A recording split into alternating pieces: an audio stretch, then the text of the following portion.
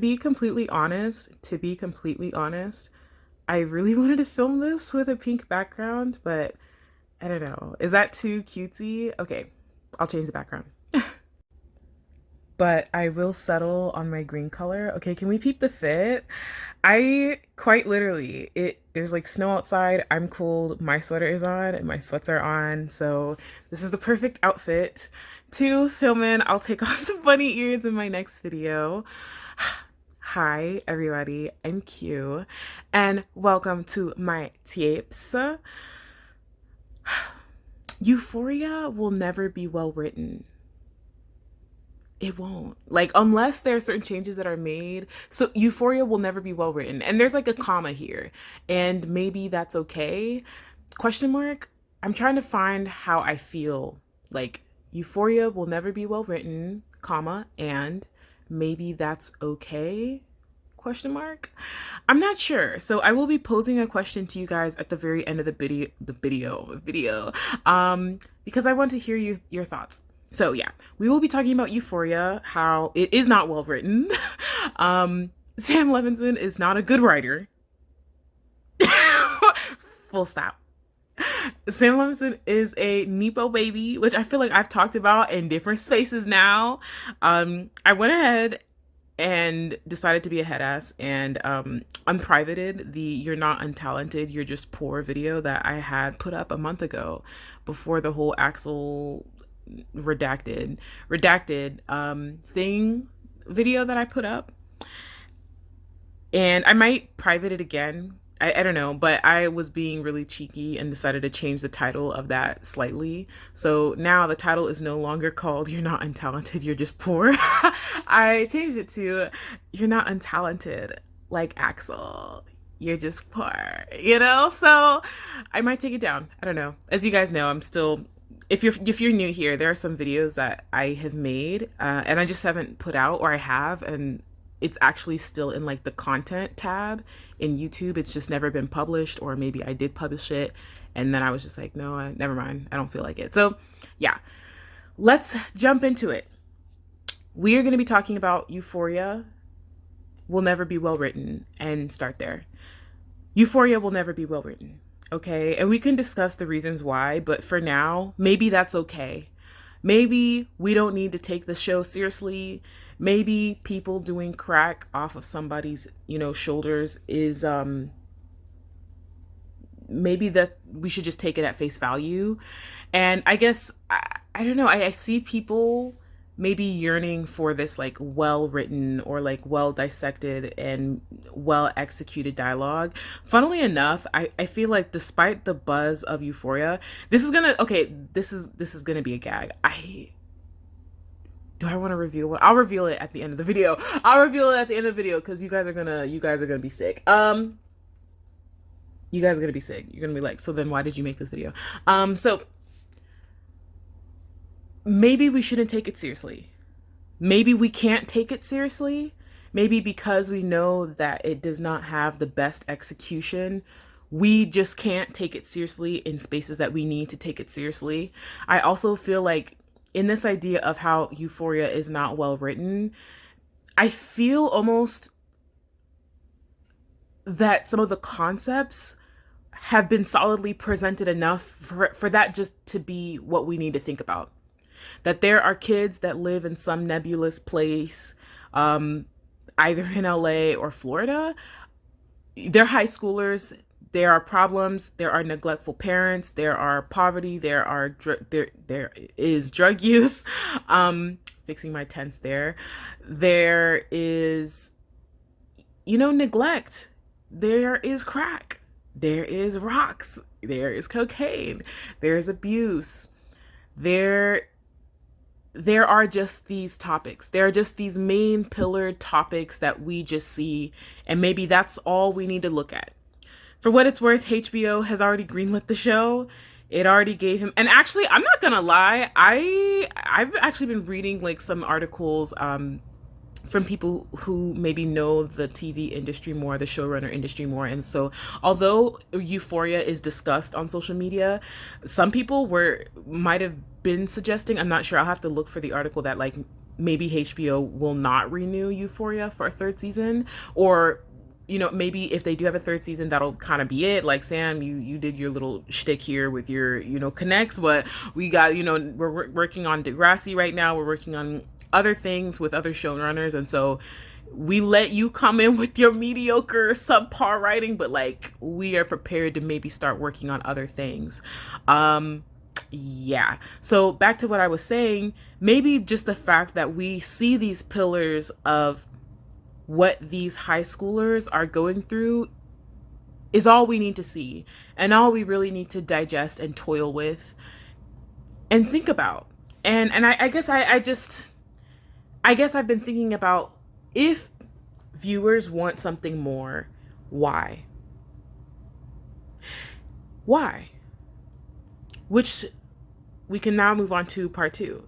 Sam Levinson is not a good writer. Like, we know this. People who watch Euphoria know this. The actors know this. And after I talk about Sam Levinson not being a good writer, and how he's a Nepo baby, we can talk about the character Jules making changes to the script, and we can talk about Kat Ferreira making changes, or wanting to make changes, and not liking where the direction of the character is moving after that. So let's talk about Sam Levinson. Sam Levinson is not a good writer. He's not. he's not. I'm sorry to break it to you. He's not a good writer, and like, people know this. They know the boy's not trained. We know that he doesn't have a writing room. You know what I mean? I don't even know the state of, like, the editors. Maybe we can look at, like, the end roll credits. Of course, there probably might be some sort of editor. Of course, there might be some people on production saying, oh, no, we can't do that. But like, for the most part, it does seem that they gave him a bit of free reign. And HBO, they do like to provide some reign to some of these showrunners. Like, he's not a good writer. He doesn't have a writing room. I don't think he's going to get better. If those of you who don't know, Sam Levinson is literally the child of, like, some prominent people in Hollywood at their time, and his family and his father has connections, like, even like down to the production team of Euphoria. I don't know if people know this, but Drake is one of the executive you Mr. Draconius, Mr. Aubrey, Mr. Aubrey. Let me stop with the jokes, because you see, I'm going to say something that's going to just crack me up. But he's actually one of the executive producers, which he got through some of his connections with his parents. And Aubrey was one of the main people that helped with the financing and finding investors to fund the show. Those of you who you might even be in film, or may have noticed just in general how the show has been shot the second season, and how expensive it looks, because they literally filmed on, like, I believe old, like, discontinued Kodak that they had to bring back into production just to film the show. Like, expensive, you know what I mean? Like, Sam Levinson is riding off of a wish, a hope, a dream, and a golden coin from Super Mario Bros. Right now. He is riding off of a dream, a wish, a Sonic ring. Like, baby, he's riding off of the Powerball. Like, he's riding off of, like, the power turtle shell of, like, the Super Mario Bros. Franchise. Like, that is the state of Sam Levinson, and how he has been able to acquire the opportunities that he's had, and what he's doing right now in his quote unquote career. I expect more, and I do. And if you've been here, you've been on live, and you've seen even previous videos, you know how I feel about this idea of mediocrity. And we can have a conversation on how, like, why do you get the resources for a show when you can't write and you're not really talented? We can talk about that, but I'm just saying, like, maybe not now.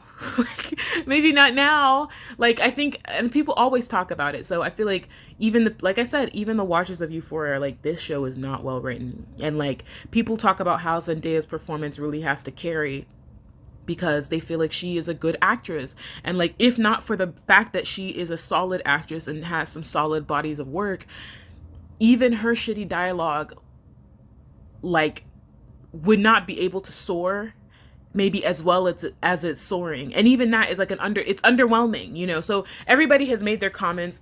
Sam Levinson has already been given the opportunity. He's already gotten the millions and millions and millions and millions and millions of dollars of production. I don't think we can expect anything more. He says he's not getting a writer room. Like, what do you expect? And it's not even like maybe defeatist. It's just more so like the goal of this little section talking about Mr. Sam is just what you want. What you want now, you know? Enjoy the ride. Enjoy the ride. Enjoy the ride. Which leads me to the third part. Let's talk about the characters and the idea of some of the tweaks being made and some of the improv or like rewriting and editing that some of these characters have to do. As we know that Jules is a trans woman and Ferreira / Kat is a plus size girl, and how, you know, I believe Jules's real name is Sam. Am I correct in that? Please let me know. I don't want to mention names like when I'm filming because I'm just like, am I gonna get it right? But yeah, like she has made script changes. She has made script changes, okay?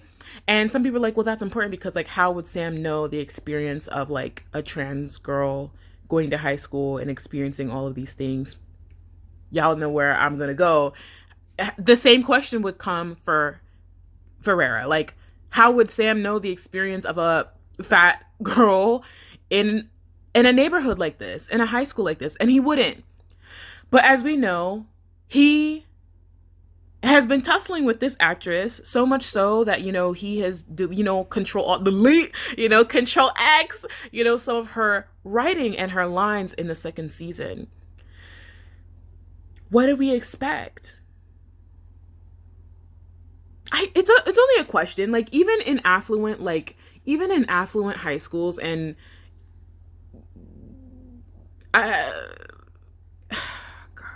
you know, these are one of those things where I say something and I'm like, so should I say something about myself? I don't know. But like even if the high school was just purely, you know, a lot like 95% affluent, like there's still fat kids like that go to high school.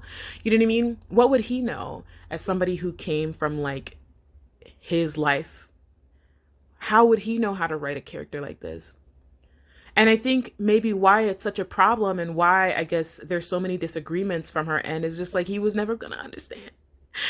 And he doesn't care. Like if somebody telling you like, oh no, like you this is so unrealistic. And it's so unrealistic, like this writing. It's not being not only is this bad writing, but it's also not even realistic to what people would actually experience as a plus size person. And you don't listen. What should that tell us? He never cared about fat girls in high school, and he never cared about portraying that experience properly. I think I'm gonna pause there because like even if I want to make comparisons with like Jules and like yeah she's a trans woman, but like and if you are a trans woman, you can speak about your own experiences, please. So if you would like to, please share in the comment section below. But also to my understanding, like the idea of being like thin and fat is different. If you're a trans woman, if you're a trans woman and you're fat, that allows you to blend in more into society. Versus like if you're thin, it's like people start to notice these very specific things about you and how you look. It's the experience and the socialization of being like a fat trans woman versus being someone who's thin is different. I'm just saying that the experience is different. Okay, cis women experiencing fatness and thinness is different versus like you being fat or thin as a trans woman. And trans women have actually spoken about this, and vice versa. So like, I don't know, in terms of people saying why, you know, why doesn't Sam care? I mean, fat phobia, I think misogyny, you know, like, I don't know, like misogyny, misogynoir, misogyny. Y'all know I'm black. This is not digital blackface. I'm like, I actually look like this. So like, you know, excuse me there. But yeah, I think I'm going to stop there talking about Kat and why won't he just write better and why doesn't he care? Because he doesn't. Okay. And then the third thing I want to talk about, part 3, is just this idea of high school and like, is this realistic? Euphoria is not well written. Is this realistic? Is this like a high school? Like, why should we get this in high school versus college? Something I will say is that I don't think for Euphoria, we don't need to see extremely explicit scenes of like sex, especially if we know that like the characters that they are portraying are children, are minors. I think, and there was a video that I was kind of watching, and this one, I'm not finished with the book yet, but it kind of talks about, you know, you want to talk about a certain topic around bodies or issues, but at what point do you keep portraying it in very grungy, explicit, or hyperbolic manner? At what point do you keep doing that where it takes away the message of what you were originally trying to portray? You know, you want to maybe talk about sexual assault in a film or talk about the effects of that. And I'm not talking about Euphoria, but just in general. But then you keep showing people being assaulted and you keep showing in all these graphic details. And it's like, at one point, do I question if you have quote unquote good intentions? At what point do I feel like you're full of shit? In fact, for me personally, and I feel like a lot of women have already expressed this, like around certain types of topics, like I don't need you presenting trauma porn. Like it's disgusting. And I feel like, you know, we don't need, you want to talk about people developing or people having PTSD, like unless this is like maybe a historical video or footage of something that actually happened, or like documentary, like things that have actually happened, and there's footage that have been released by the government that people are allowed to just view or somehow get put into media and cleared by the FCC, then yeah, of course, like that is the truth of the matter. But in film and TVs that are fictitious, at what point do you keep over portraying? We get it. Like kids have sex. Like I went to high school. Like people have sex. Like what are we talking about? Like, but do we need to see all of these graphic details over and more and more and more? And so like that is a conversation that I think I will be willing to make the exception for in this case. And to be honest, I'm fast forwarding through that shit. I don't need to see all that. I'm just gonna be real. Maybe that's like kid of me, like maybe that's like child of me to do. But like, yeah, like I don't want to see that. I don't want to see that. So that is the only exception I will make in terms of like qualms around like, oh, this should be portrayed in college, or why do we have to see this in high school? I'm gonna be honest and let me know what you guys think about this.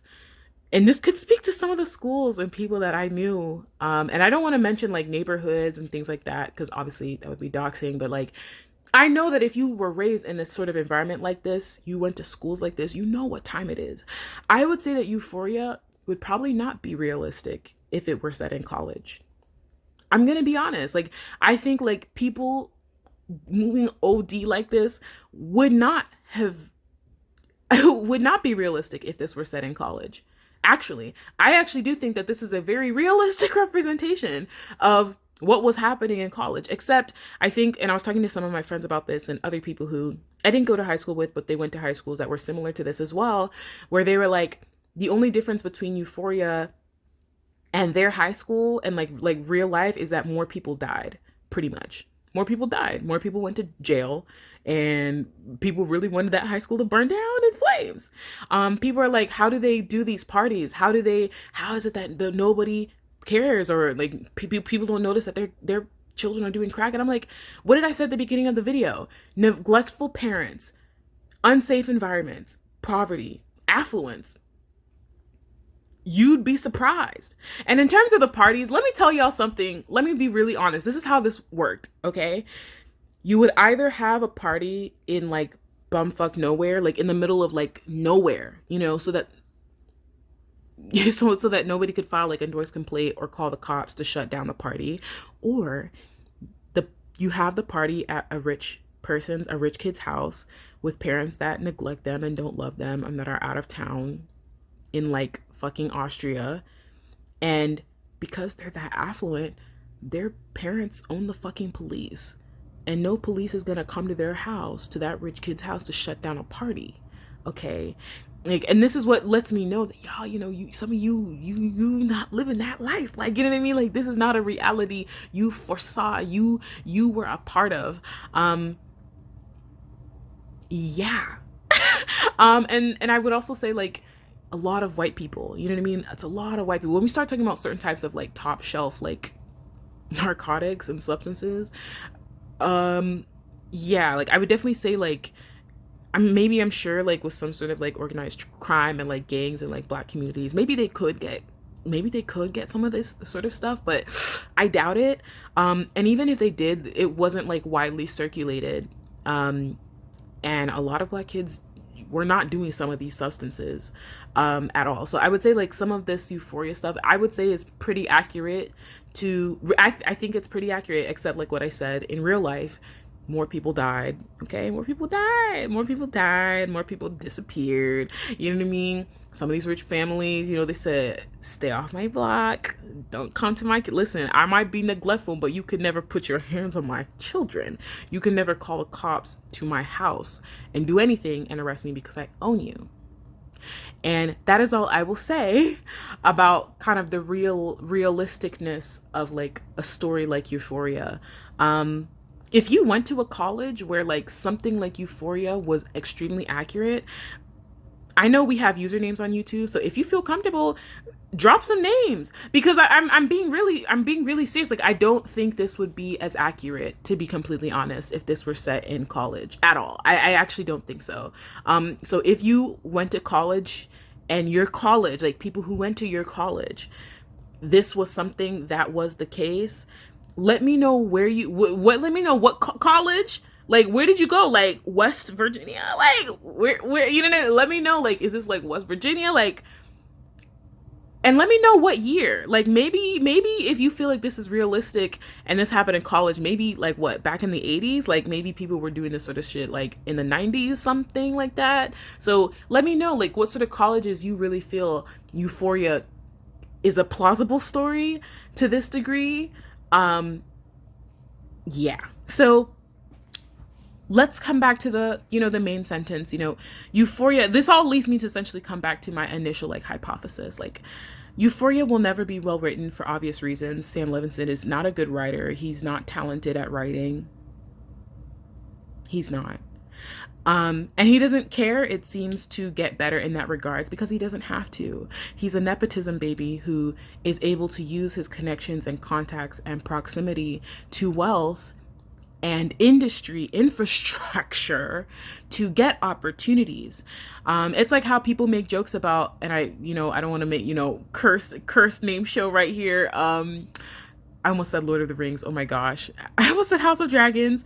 What is the name of that show, y'all? Jesus. Oh my gosh. What's the name of that show? Hold on. Game of Thrones. It's how people said that the creators of Game of Thrones essentially used Game of Thrones and HBO's budget as their film school. And yeah, like, that is what that is. And take it at face value. Take it at face value. Maybe, even though Euphoria will never be well written, maybe because we know that it's not well written, it's not well dissected, the character studies are inaccurate, at times, Jules, Kat, other people, etc., we know that we can't take it seriously. We know that we can't make it into like a think piece, and when every shot is done terribly and writing that's not executed well, we overanalyze and hyper fixate, when we know that, Sam, he's not a serious guy. He's not serious when it comes to like the refinement of that craft. So yeah. And we can have a discussion on how like people are having troubles articulating things that they see in media because maybe they're not well read either, and because like they don't have a solid foundation in the arts and humanities, in like the arts and humanities. And so because they are not trained in that writing and reading and disseminating written works of English and art, and they don't have that training, we can talk about how like the lacks of humanities and art support in the United States renders people unable to have fully bodied discussions on the things that they see that are upsetting and odd or out of place. And that's, I think, something else that I feel like I see when it's like a baby. It's like, they don't have the words, and so they just start crying. It's like there's something wrong. There's something like, there's like an unease and there's like an uncomfortableness that people, I feel like, are not able to explain themselves. Which I think comes back to the original topic, you know, euphoria. Like, there's something about it that works, there's something about it that doesn't work. Can't put my finger on all of it, but even if I did, should I even take it as seriously? And that is what I think in today's video. Wanted to share my thoughts. Want to hear your thoughts as well. Okay, here's the gag. If you made it this far, please put, what did I eat? Blueberries, strawberries. Put like a blueberry, strawberry, or like pineapple emoji, because some of y'all are so sweet. Thank you so much for watching another one of my tapes. The gag is, I have not watched Euphoria. I have not really watched Euphoria. I've more so read some of the scripts, and I've kind of seen some of the clips. I may or may not have watched a couple of shows, but I haven't consumed the whole thing. And I've more so read some of the script writing instead. Hashtag production materials. And that's kind of where my purview has come from. But really a lot of my purview on making the comments about Euphoria is more so about Sam and like how the show came to be on the production side. And so that's kind of where I'm coming from. So that's the gag that it's like, I guess, a joke, irony, some would say. So I'm going to stop there. This has been another one of my tapes. I don't know. My question is, even if Euphoria will never be well written, do you think that that's okay? Do you think that we should just take it at face value? Or do you feel like it's not okay and like it should be better written? Well, yeah, like fuller written. Do you feel like Euphoria is not well written now, but it should be, and we should take that seriously, and we should kind of look at it under a further microscope? So that's kind of a question I wanted to pose to you guys. And with that, I will see you. Ciao, ciao.